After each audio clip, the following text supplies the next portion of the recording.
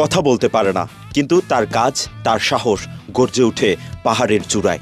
তিনি আহমেদ তামিদ চৌধুরী, চট্টগ্রামের ফটিকছড়ির নিচিন্তা এলাকার এক তরুণ, যিনি প্রমাণ করেছেন প্রতিবন্ধকতা নয়, ইচ্ছা শক্তিই মানুষকে বড় করে তোলে। উদ্যমী একটা মনোভাব ছিল, কোনো কিছুর প্রতি তার এগিয়ে যাওয়ার মানসিকতা সবসময় ছিল। ছোটবেলা থেকেই সাইক্লিংয়ের প্রতি ছিল গভীর টান। 2012 সালে শুরু করেন স্টান্ট রাইডিং, কিন্তু সেখানেই থেমে থাকেননি। 2018 সালে আনুষ্ঠানিকভাবে যুক্ত হন ডাউনহিল এবং ইন্ডিউরো স্পোর্টসে, যেখানে প্রতিটি মুহূর্তই এক যুদ্ধ নিজের সঙ্গে, পাহাড়ের সঙ্গে। আমাদেরকে যদি সুযোগ দেওয়া হয় আমাদের দেশকে রিপ্রেজেন্ট করার জন্য, আমরা অনেক রাইডার বাংলাদেশ থেকেও ইউসিএ এর মতো গেমে, রেড বুলের মতো গেমে পার্টিসিপেট করতে পারবে। বাকশক্তি না থাকলেও হার মানেননি তিনি।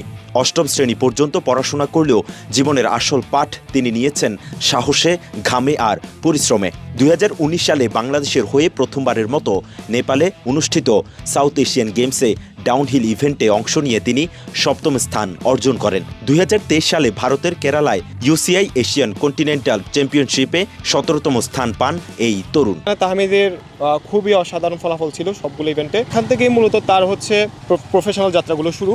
আস্তে আস্তে সে নেটে বিভিন্ন ধরনের ভিডিওস আপলোড করতো, ইউটিউবে আপলোড করতো, ফেসবুকে আপলোড করতো। সেখান থেকে দেখে আস্তে আস্তে তাকে সবাই চিনে। দেশে 2019 সালের ইন্ডিউরো চ্যাম্পিয়নশিপ বাংলাদেশ AES ওয়ার্ম আপে সিজন চ্যাম্পিয়ন হন তিনি। অর্জনের তালিকা দীর্ঘ, কিন্তু সবচেয়ে বড় অর্জন নিজের প্রতিবন্ধকতাকে জয় করা।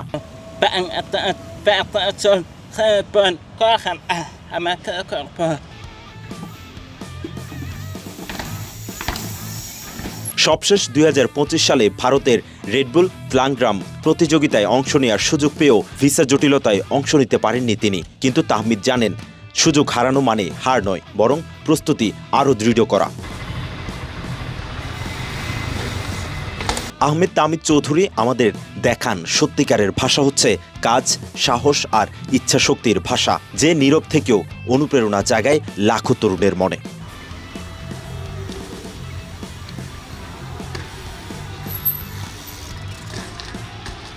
মেহরাজ হোসেন, কালের কণ্ঠ, চট্টগ্রাম।